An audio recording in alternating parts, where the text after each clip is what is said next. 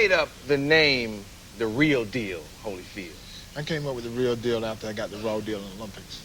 Oh, yeah, yeah. Well, let me ask you this. With these people responding the way they are responding to you, and that belt that you have now out in the car, do you feel better? Does it make up for that Olympic situation? I don't know if all of you remember, he was disqualified in the Olympics because I guess the ref said break and there was a punch after, or you didn't hear the... You explained it. I wasn't there. Well, what happened is the referee did say break at the time that I was punching. I did knock the guy out, and they woke him up and gave him a decision. Yeah. Yeah. Do you feel better now? I mean, has it been a lot of pain? No, it hasn't been any pain. What happened is that throughout that whole Olympic, I got a lot of support, and the people came out and support me and kind of gave him a springboard for his professional. I got an opportunity to be on ABC television 10 times and got the exposure. So actually, it worked out for the best. Yeah. Last night, after it all ended, you did a press conference, and then where did you go? What did you do? Oh, afterwards, had an after party, and I was just glad to see my mother. My mother never come to the fight. She was there at the fight, but she stayed in the room. But she asked me to win a fight for her, so I was kind of excited just to get on the stage and let everybody know that my mother wanted me to win it for her. Yeah. Wow.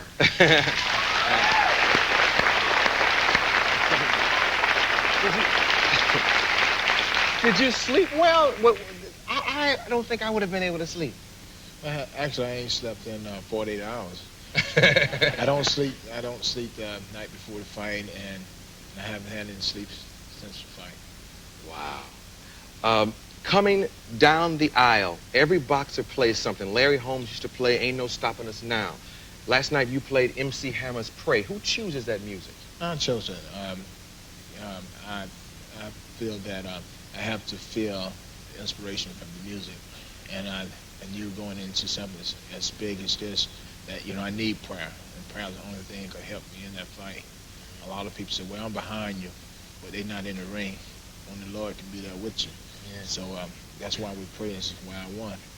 You know what I always wondered? What happens when both boxers believe in God and they both pray?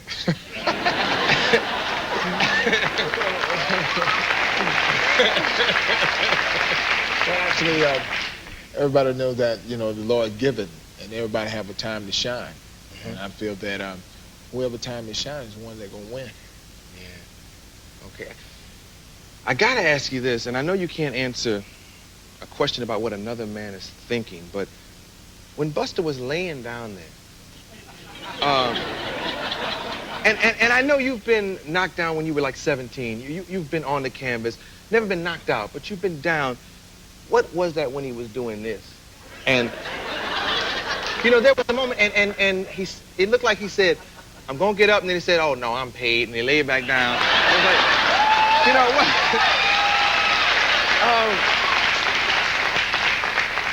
But what does that feel like, and what do you think he was going through? Well, actually, I've been knocked down once, and things are spinning and the lights out and they come back on. He got hit with a good shot, and it's hard to say he didn't want to get up. I'm sure the man worked all his life. He's the champion of the world. He didn't want to go out like that, so I don't think it's fair for people to say that he didn't want to get up. Yeah. Okay, say he didn't go out like that, and life for this moment. Why did he come in so ill-prepared? Well, I don't know. I guess, with me, my condition is I live in shape. I feel that the best way to stay in shape is to live in shape, eat the proper food. Respect your game and your talent. You have to stay close to it. Mm-hmm. Did it surprise you that he came in like that? Did it surprise you that it was such a quick day's work? Well, actually, I watch tape, and Buster usually come in a lot of fight heavy. And just on the Mike Tyson fight, he came in a little lower, and he fought a great fight. I'm concerned about my opponent. I'm always concerned about what I have to do to win. And going in that fight, I was looking forward to a tough fight, and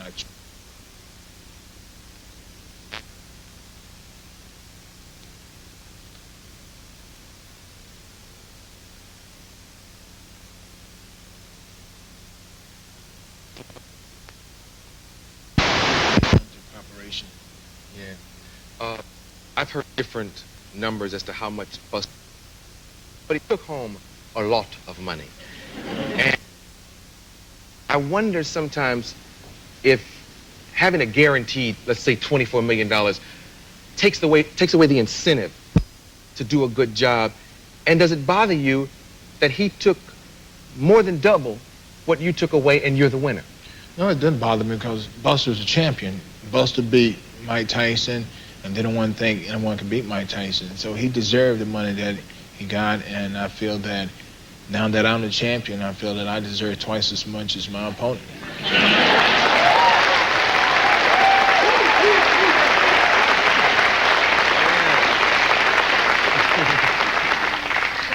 When we first had a chance to talk, I think we were over on some film lot, and I was working on some project, and we sat down and we talked. And you said something very interesting. I said, can you beat Mike Tyson? Your response was that I can beat Mike Tyson because everyone who goes into the ring is afraid of him. I'm not afraid. I've been knocked down. I know what that's like. You still feel that way? Yeah, I still feel that way, and I feel that anybody that's intimidated would never be.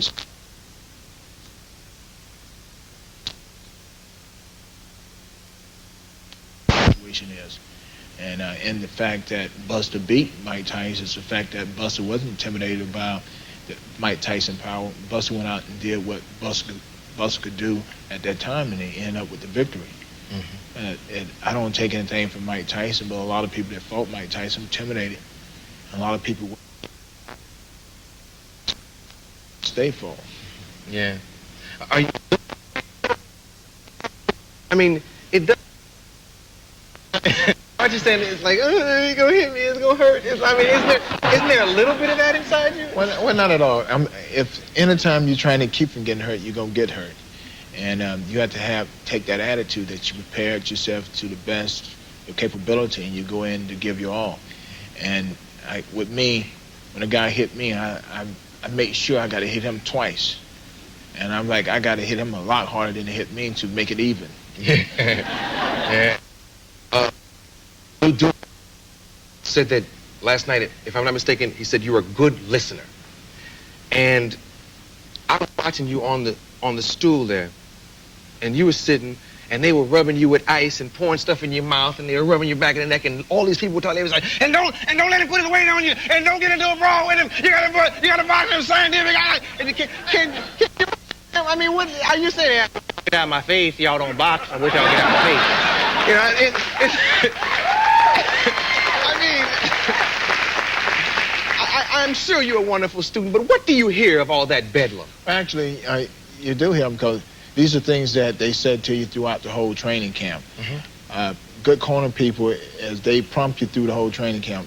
We've been training like 9 weeks I was training 9 weeks with them, mm-hmm. and they were saying these things all the time. Evander, don't get into it. I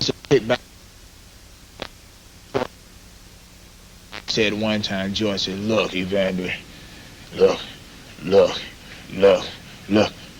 Don't let him get you on the rope. And you got Lou.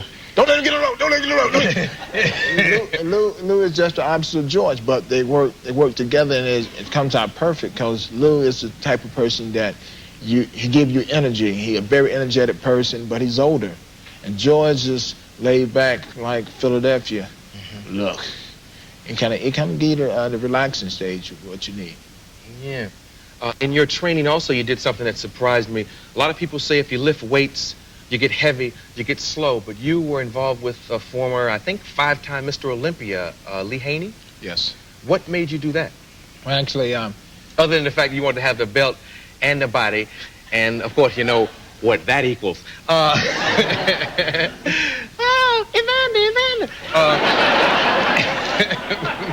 Well, actually, you know,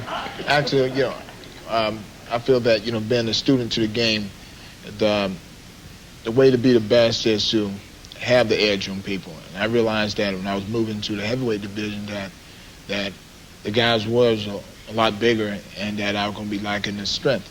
So I got into the strengthening exercise, which would increase my power in the later round when I'm punching. But you know, along with that strength is that flexibility is what aid the weightlifting, and which my stretching teacher was Myra Kennedy, the one that really worked with me to had me loose enough where that the weights wouldn't buck me up. See, all this go together with conditioning. My conditioning coach is Tim Hallmark, and with the conditioning, with the weights, and with the stretching program, it's all prepare you to the point where that when Lou Duva enjoys being shout out the instruction, you can do these things. So because all of it together, you have to transform all this into one person, which I'm the captain in the ring, and I'm the one that got to make decisions what to do actually when they tell me. Yeah. Contractually, there have been debates already on this. Contractually or in general. And the boss, who's next? Well, George Foreman's next. For as what my promoter feel that would be best for my career, it's George Foreman, then Mike Tyson. Yeah. That you were 12 years old when George Foreman retired.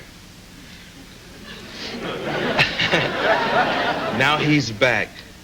Is there going to be a little bit of, I can't hit this old man. How you going to fight him? Well, it's like this. I feel that once you get in the ring, whether he's an old man or young man, you got to pay the price.